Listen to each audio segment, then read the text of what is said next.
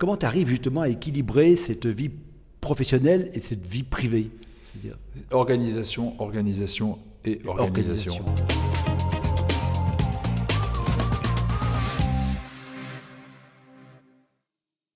Bienvenue dans l'émission Libérez vos talents qui encourage les personnes ordinaires à faire des choses extraordinaires. Aujourd'hui, nous allons explorer le voyage inspirant de Frédéric Grimaud pour enrichir votre vie professionnelle. Bonjour Frédéric.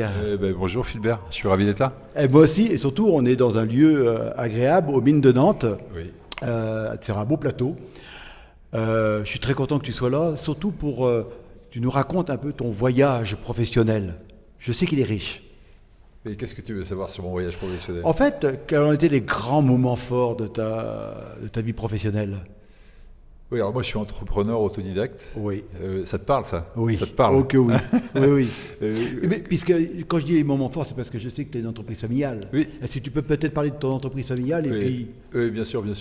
Et donc, je disais entrepreneur autodidacte, j'arrive en deuxième génération. Oui. C'est-à-dire qu'en fait, le fondateur du groupe que j'anime, c'est mon père, enfin mes parents et son frère. Et en fait, le métier dans lequel on exerce, ou les métiers dans lesquels on exerce, parce que notre entreprise a beaucoup changé au fil des années, sont en amont des filières de production animale, la génétique animale. Donc on est fournisseur de géniteurs aux filières de production animales. On a développé aussi des solutions très innovantes dans la bioproduction au service de l'industrie pharmaceutique. Donc on développe des produits bio à partir de productions animales pour l'industrie pharmaceutique. Et puis on est aussi maintenant en train d'investir significativement dans les protéines innovantes. Ouais. Par la voie de la génétique sur les insectes, d'une part, mais aussi un sujet qui est un sujet hyper sensible, donc qui mérite beaucoup d'explications, mais aussi la production de viande cultivée. Chaud. Wow. Ouais. Alors, il faut quand même rappeler que Grimaud Frères, l'entreprise... Alors, c'est Groupe Grimaud, mais c'est pas Groupe Grimaud, pardon. Oui. Groupe Grimaud, c'est un groupe de plus de 2000 personnes, à peu près. Oui. Alors, on est en train de changer un peu de périmètre parce qu'on avait une activité très importante qui était dans l'univers de la pharmacie. On avait développé des activités vaccins dont on est en train de sortir aujourd'hui.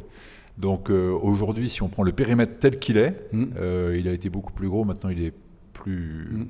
modeste, ramené au périmètre que j'indiquais tout à l'heure, c'est 130 millions d'euros de chiffre d'affaires, c'est un peu plus de 1000 personnes, une grosse moitié en France, une autre moitié à l'international, et on est installé physiquement avec des équipes et des équipements dans une douzaine de pays. Alors, on a parlé tout à l'heure d'entreprise familiale de deuxième génération. Quels ont été les moments forts de cette transmission pour toi? Alors, tu parles de transmission là précisément. Oui, transmission. Oui, parce qu'en fait, on va pas faire la longue histoire, mais c'est vrai que ça a été fondé à la fin des années 60. On est dans une ferme en fait. Il fallait démarrer une activité parce que une nouvelle génération arrivait sur cette ferme. Mon grand-père n'était pas entrepreneur, il était fermier. Fermier. Faut s'en rendre compte. Toi, tu es Noirmoutier, donc tu sais de quoi je parle. Et donc la ferme appartenait à des nobles. Fermage. Et donc les jeunes, je pense à mon papa et son frère et leurs épouses, arrivent sur la ferme, mais il n'y a pas à bouffer pour tout le monde. Donc il faut inventer quelque chose. Donc ils ont démarré une activité de reproduction de petits canetons. Je la fais courte, ça c'est les années 70. Le coup de génie des fondateurs, ça a été vite de se dire, mais il y a sans doute quelque chose à faire en termes de recherche et développement, donc génétique. Les années 80 ont des années de développement, après les patates, c'est les patates au début, mais les années de développement. Et puis, moi, j'ai rejoint mon papa au début des années 90, parce que tu me parlais de transmission. Et on a travaillé en fait une dizaine d'années ensemble, en tandem, mais lui était devant, moi j'étais derrière. Et en fait, on a changé de siège. Mon père est sorti de son rôle exécutif en 2000, et moi j'ai pris le leadership à ce moment-là. Et derrière, on a poursuivi le chemin, c'est-à-dire que changement de génération, nouveaux projets, nouvelle équipe, tout ça se construit doucement dans le temps, accélération de la croissance, avec finalement un mix de projets qui démarrent du champ, très innovants dans l'univers des biotech, et aussi des acquisitions osées dans nos activités pour pouvoir faire grossir le groupe d'une manière significative. Donc je veux dire les 20 dernières années, on va dire, pour faire simple, ça a été cette combinaison de projets innovants et également de croissance externe. Et on a fait et défait. Parce qu'on est une entreprise très agile, donc à certains moments, les choses qu'on avait pu acquérir, alors, on a pu les céder. Et dans cette activité soutenue, parce que je sais que tu voyages beaucoup, tu as une activité assez soutenue, qu'est-ce qui te fait jaillir des étincelles dans tes yeux le matin, qu'est-ce qui te remplit de joie un peu dans cette activité-là? Oui, pourquoi on fait ce qu'on fait en fait, hein, c'est ça, en tant qu'entrepreneur, sans parler du métier lui-même, en tant qu'entrepreneur. Oui, moi ce qui me fait me lever le matin, mais depuis fort longtemps, c'est cette capacité de pouvoir emmener des équipes dans un projet commun. Et dans une relation bien comprise, gagnant-gagnant. Si on peut proposer des boulots valorisants, épanouissants aux équipes, elles leur rendent bien. Donc c'est un équilibre gagnant-gagnant entre finalement les aspirations personnelles et le projet collectif. Mais tout ça part finalement il y a un aliment. Oui. Et tout ça part d'un projet. C'est le point clé du début, c'est quoi le projet. Alors, puisqu'on parle d'aliments, on va essayer d'aligner les planètes, justement. Alignons les planètes. On va faire le lien avec le livre « Libérez vos talents ». Et dans ce livre-là, on parle de 5 planètes. La planète potentielle, ici, donc, qui est matérialisée par ce petit support, potentiel, tu passion. Connais par cœur, tu les connais exactement, par cœur. Me fais pas la surprise, Frédéric. Potentiel, passion, professionnalisme, perfectionnement, projet. Choisis une planète. Alors, je vais en choisir une, mais ce que je voudrais dire, c'est en fait, parce que ce que tu évoques, c'est vraiment profond. Et en fait, chaque dimension est fondamentale. Oui. Et elles sont synergiques, en vrai. Mais ça démarre du projet. Donc, pour moi, la planète initiale, fondamentale, c'est le projet. Alors, justement, qu'est-ce que tu pourrais nous dire, toi, sur le projet? Comment dans le quotidien, en pratique, comment ça se matérialise pour toi, la gestion du projet? Alors, je te parlais d'un individu plus que d'une entreprise. Parce que comme on est là pour libérer ses talents, comment j'arrive, ça c'est difficile, justement, c'est qu'il y a beaucoup de gens qui ont des doutes et puis qui n'y arrivent pas. Oui, alors le projet, en fait le projet ne peut être qu'un projet global. Si tu parles de l'individu ici, pas d'entreprise. Oui. D'accord. Donc ça vaut pour chacun de nous. Exactement. Ok. Que nous soyons entrepreneurs ou pas. Bon. Donc c'est pour moi fondamentalement. Alors ça vaut pour l'entrepreneur que je suis aussi. C'est le projet de vie. C'est qu'est-ce que tu veux faire de ta vie. Et pour moi il y a quatre dimensions. On a parlé de ça déjà un peu ensemble. Il y a 4 dimensions. 4 dimensions en fait qui sont des arbitrages. Sur la flèche du temps qui passe.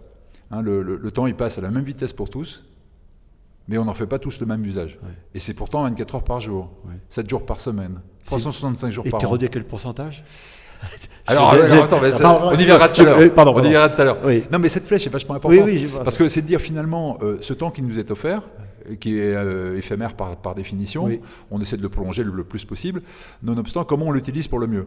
Et pour moi, il y a 4 dimensions. En fait, il y a la dimension professionnelle, on pourra y revenir tout de suite après, donc ce projet d'entreprise au sein duquel on essaie d'emmener des équipes. Ça, c'est la vocation entrepreneuriale. Mais si même tu n'es pas entrepreneur, tu as quand même une dimension professionnelle qui peut être importante, qui est moins importante qu'on ne le croit. Parce que les gens disent parfois, c'est un peu une banalité, de dire j'ai passé ma vie au boulot. Et tu leur poses la question, ok, t'as payé au boulot. Combien de temps tu as passé vraiment de ta vie au boulot? Et les gens disent souvent, la moitié de ma vie. Ben non. Si tu vis jusqu'à 90 ans, au folie comme on dit, on va se le souhaiter. En fait, en vrai, même quelqu'un qui a travaillé beaucoup n'aura passé que 17% du temps de sa vie au boulot. Alors, vous n'y croyez pas, vous ferez le calcul. Vous enlevez le temps de sommeil déjà. Eh oui. Okay, mais même sans ça, ce n'est que ça. Mais c'est beaucoup. Donc cette dimension professionnelle, fondamentale.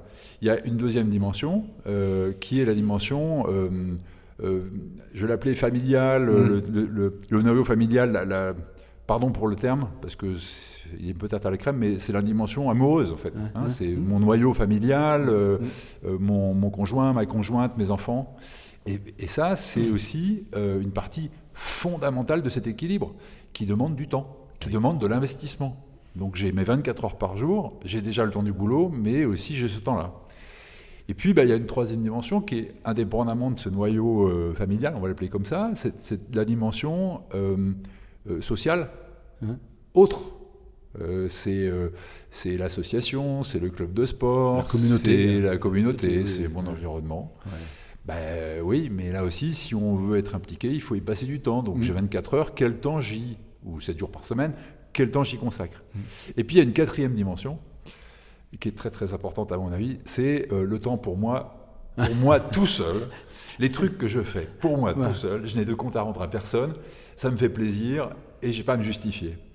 Et donc en fait, ces 4 dimensions, pour moi, sont les 4 pieds de l'équilibre d'une table, qui est le projet de vie global, et qui fait que, parce qu'à certains moments, il y a des moments plus compliqués sur l'une ou l'autre des dimensions, qui fait que si on en a 4, et pas 3, parce que 3, s'il y a un pied qui flanche, on tombe. Si on en a 4 et pas 3, on arrive à tenir la distance. Et dans chacune de ces dimensions, prendre beaucoup de plaisir. Ouais. Et elles sont synergiques. C'est-à-dire que des fois, il y a des arbitrages qui sont des arbitrages un peu difficiles. Et on voit dans nos équipes, par exemple, ou dans notre environnement, des gens qui vont faire des parcours professionnels brillants, mais météoriques. Ils n'auront pas tenu la distance. Puis après, des rails. Et des rails, c'est ça. Et donc, ils sont synergiques. Ouais. C'est-à-dire que le temps que je vais consacrer à ma communauté ou pour moi-même, les trucs que je fais moi-même, ça a un impact ici et ça va amener de nouvelles dynamiques dans ma dimension professionnelle, par exemple, et vice-versa. Oui, parce que tout est lié. Et je te remercie d'avoir abordé ce sujet-là parce que, en fait, c'est cet équilibre, on ne pense pas forcément. Donc, il faut avoir les quatre pieds, quoi. C'est ça qui est important. Exactement. On a tous, je sais que tu es un homme de rencontres, et est-ce que tu as fait des rencontres inspirantes ou est-ce que tu as rencontré des personnes ou des modèles ou mentors qui t'ont aidé comme ça qui ont éveillé un peu ta vision ou bouleversé ta vision? Oui, des gens qui ont inspiré. Oui, c'est ça. Oui, alors c'est une banalité que de le lire, mais je le pense très sincèrement. Moi, mes parents ont été très inspirants pour moi. D'accord. Mon père a été très inspirant pour moi. Paysan, entrepreneur, autodidacte. Bon, il fallait avoir l'audace de faire ce qu'ils ont fait, et puis, etc. Donc pour moi, ça a été une vraie source d'inspiration, sans aucun doute. Mais pas que. Il y a aussi, dans notre environnement, je parle de la période contemporaine. Par exemple, je participe à un club ETI, Pays de la Loire. Oui. On avait parlé de ça ensemble déjà. Oui. On est une 50aine de membres ou un peu plus. À chaque fois, c'est une source d'inspiration formidable pour moi, parce qu'on va se rencontrer, et dans chacune des boîtes et chacune des personnes qu'on rencontre sont des personnes singulières, et tu rentres à la maison et tu te dis wow, quand même, ça j'y avais pas pensé, ou je l'aurais fait ah oui, mais il ou elle l'a fait de cette manière-là, et ça nous stimule. Donc ça s'arrête jamais, en fait. Ça s'arrête jamais.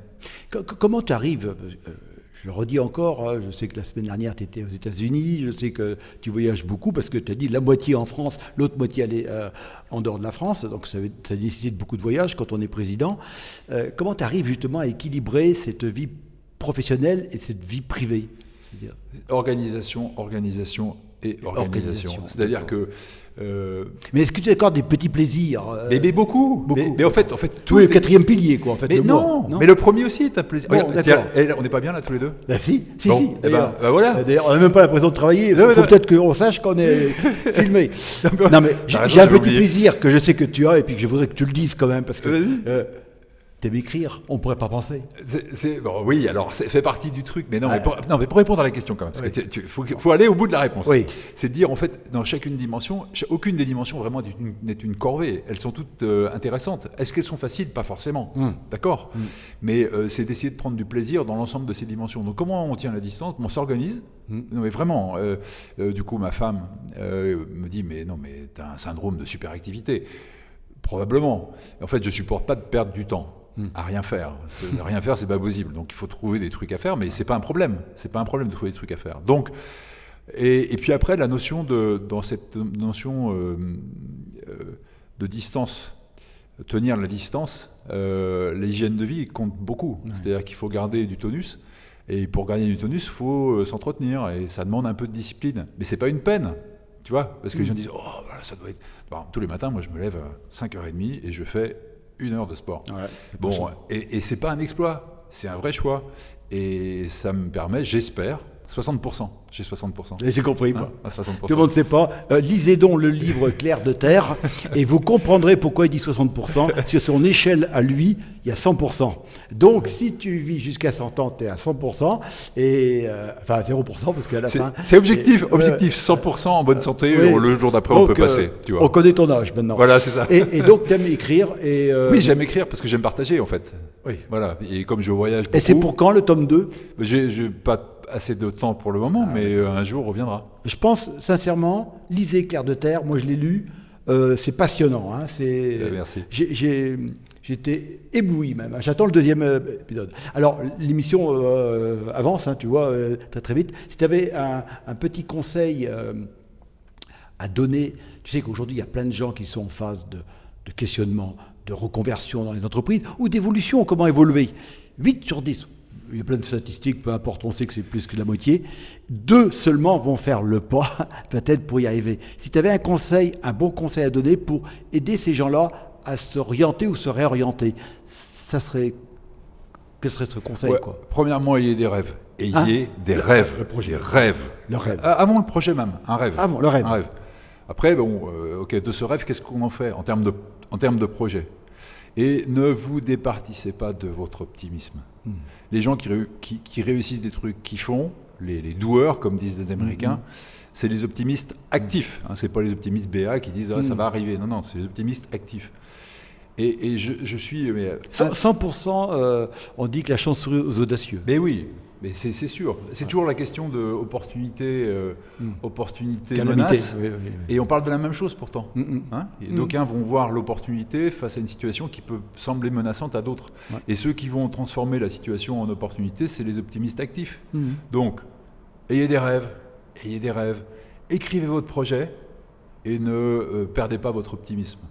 Avec ça doit pouvoir le faire. Je pense que on le dit pas souvent, de formaliser son projet, parce qu'on l'a, puis dans le temps, on l'oublie un peu, et puis on suit l'actualité, ou on suit même des opportunités de postes, et puis on s'écarte de son projet, et puis après on s'aperçoit que c'est trop tard pour aller... Oui, mais quand on l'écrit, en fait, ce qui est intéressant, c'est quand on l'écrit, ensuite on va agir en conséquence. Et l'actualiser.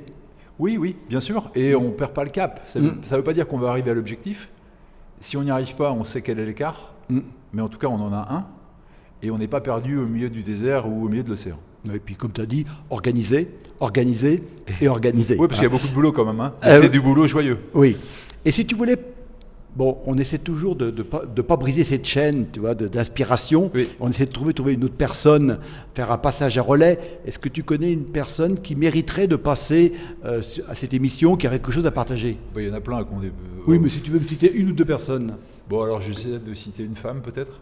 Oui. Je ne sais pas, vous en avez invité des femmes, j'imagine. Bah oui, mais c'était la première, donc une autre, c'est bien. D'accord, non, mais tu vois, je pense à une personne que j'apprécie en tant qu'entrepreneur, Bénédicte Mercier de Sodebo. D'accord. Voilà, je ne l'ai pas prévenue. Hein. D'accord, bon, ben, on va la contacter. Et si tu avais une autre personne, ça serait alors, il y a quelqu'un qui m'avait beaucoup impacté, j'étais plus jeune, mais maintenant qui est retiré, qui était Serge Paquier, de Brioche Paquier.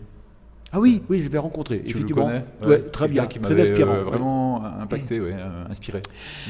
On essaie de convaincre les entreprises de valoriser le parcours de leurs collaborateurs. Oui. Dans toutes les entreprises, tu l'as dit toi-même, il y a des gens qu'on peut aligner avec les projets d'entreprise. Quel message tu voudrais donner à ces entreprises pour qu'ils viennent faire participer leurs collaborateurs à des émissions comme celle-ci pour les valoriser, quoi. Leurs collaborateurs, encore une fois. Est-ce que tu aurais un message à donner à ces entreprises pour qu'ils viennent, quoi ? Alors, pour qu'ils viennent en tant qu'entrepreneurs ou ou envoyer des équipes ? Envoyer des équipes, des collaborateurs qu'ils estiment quand même valorisants, qui sont inspirants. Ils n'ont pas tous des diplômes, et certains ont... Non, mais il n'y a pas besoin. L'école de la vie et puis le talent, c'est autre chose. Nous sommes autodidactes tous les deux. On sait de quoi on parle. C'est de quoi on parle. C'est ça. En fait, j'ai perdu ta question. Ma question, c'était Pardon. qu'est-ce qu'on pourrait dire aux entreprises pour les convaincre d'apporter des personnes, enfin de dire à leurs personnes de venir témoigner. Je ne sais pas bien répondre à ça. En fait, il faut avoir confiance aussi. Hein. Oui. C'est-à-dire qu'il faut accepter de dire que de proposer à des coéquipiers de porter la parole. Oui. Et parfois, les dirigeants vont se limiter ici en disant « Oui, mais est-ce que le message qui va être délivré sera le bon ?» etc., etc. Moi, je crois que c'est une formidable opportunité que de proposer à des coéquipiers de venir parler de leur entreprise à leur manière. Est-ce que ce seront les mêmes mots? Probablement pas. Peu importe. Ce qui compte aussi, c'est les ondes. Merci. Merci pour ça. Merci aussi pour ces entretiens, parce que on a dépassé le temps, mais tu vois, comme d'habitude, on est passionné. On va déjeuner. Alors donc, on va quand même conclure. Comme d'habitude, le même message de fin. Comme disait Raph Loiseau Emerson, n'allez pas là où je coupe. Hein, n'allez pas là où le chemin peut mener. Allez où il n'y a pas de chemin et laissez une place. Et je dirais votre trace. Alors au revoir et à une prochaine fois pour une nouvelle trace alors. Merci Frédéric. Merci Philbert, c'était un plaisir.